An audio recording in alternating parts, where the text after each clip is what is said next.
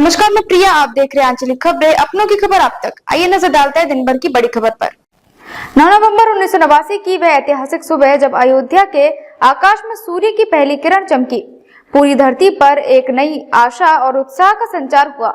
हजारों लोगों की भीड़ के बीच एक ऐसा पल आने वाला था जो इतिहास के पन्नों में सुनहरे अक्षरों में दर्ज हो जाएगा।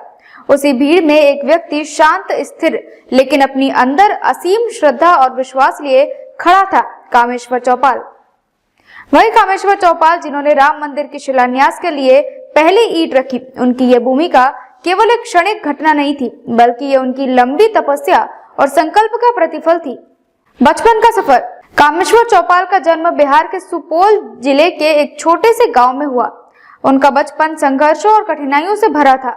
दलित समाज के होने के कारण उन्हें बचपन में भेदभाव का सामना करना पड़ा, लेकिन उनके माता पिता ने उन्हें हमेशा सिखाया कि संघर्ष से ही जीवन को नया आकार मिलता है। उनकी स्कूली पढ़ाई मधुबनी में हुई। यहीं पर उन्होंने रामायण और महाभारत जैसे ग्रंथों का अध्ययन किया। रामायण की कहानियों ने उनके दिल में एक गहरी छाप छोड़ी। वे कहते थे, राम हमारे आदर्श है और उनके आदर्शों को अपनाना ही जीवन का लक्ष्य होना चाहिए। संघ से जुड़ाव और आदर्शों की ओर कदम। मधुबनी में पढ़ाई के दौरान उनकी मुलाकात राष्ट्रीय स्वयंसेवक संघ (आरएसएस) के एक कार्यकर्ता से हुई। ये मुलाकात उनके जीवन का एक निर्णयात्मक मोड़ साबित हुई। संघ ने उन्हें अपने आदर्शों और कर्तव्यों की ओर प्रेरित किया। धीरे धीरे वे संघ के कार्यों में सक्रिय हो गए और उन्हें मधुबनी जिले का प्रचारक बना दिया गया। राम मंदिर आंदोलन में भूमिका। 1980 के दशक में राम मंदिर आंदोलन ने पूरे देश में एक नई चेतना जगा दी। यह आंदोलन केवल धार्मिक नहीं था, बल्कि ये भारतीय संस्कृति और पहचान के लिए एक संघर्ष था। कामेश्वर चौपाल इस आंदोलन में बढ़ चढ़कर हिस्सा लेने लगे। उनकी भूमिका इतनी महत्वपूर्ण थी कि जब 1989 में राम मंदिर की शिलान्यास के लिए पहली ईंट रखने की बात आई, तो विश्व हिंदू परिषद ने कामेश्वर को इस ऐतिहासिक कार्य के लिए चुना। 9 नवंबर 1989 को हजारों लोगों की उपस्थिति में उन्होंने अयोध्या में राम मंदिर के लिए पहली रामशिला रखी।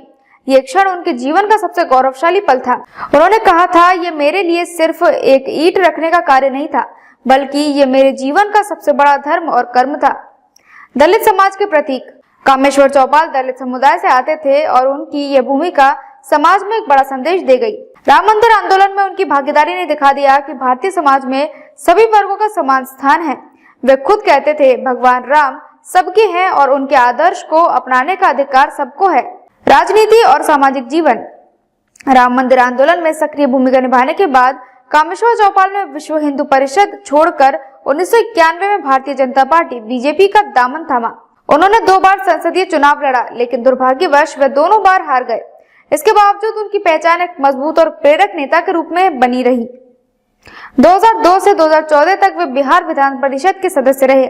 उनके कार्यकाल के दौरान उन्होंने समाज के पिछड़े वर्गों के लिए कई महत्वपूर्ण कदम उठाए। पिछले कुछ महीनों से कामेश्वर चौपाल बीमार चल रहे थे। दिल्ली के गंगाराम अस्पताल में उनका इलाज चल रहा था। 6 फरवरी 2025 को उन्होंने अपनी अंतिम सांस ली। उनके निधन से पूरे देश में शोक की लहर दौड़ गई। कामेश्वर चौपाल का जीवन केवल एक व्यक्ति का जीवन नहीं, बल्कि वह लाखों लोगों के लिए प्रेरणा का स्रोत है। उन्होंने दिखाया कि कैसे साधारण व्यक्ति अपने संकल्प और कड़ी मेहनत से इतिहास रच सकता है। उनकी यात्रा हमें ये सिखाती है कि कठिनाइयों के बावजूद अपने आदर्शों पर अडिग रहना ही सच्ची सफलता है। वे न केवल राम मंदिर आंदोलन के नायक थे, बल्कि भारतीय समाज के लिए एक प्रेरक व्यक्तित्व थे। उनके जीवन से हमें यह भी सीखने को मिलता है कि धर्म केवल पूजा का माध्यम नहीं, बल्कि यह हमारे कर्तव्यों और आदर्शों का मार्ग है। उनका ये कथन हमें हमेशा प्रेरित करता रहेगा। राम हमारे आदर्श है और उनके आदर्शों को अपनाना ही हमारा सच्चा धर्म है। श्रद्धांजलि। कामेश्वर चौपाल के निधन से केवल राम मंदिर आंदोलन ही नहीं, बल्कि पूरे भारतीय समाज को एक अपूरणीय क्षति हुई है। उनकी यात्रा, उनके संघर्ष और उनकी उपलब्धियां हर पीढ़ी को प्रेरणा देती रहेगी।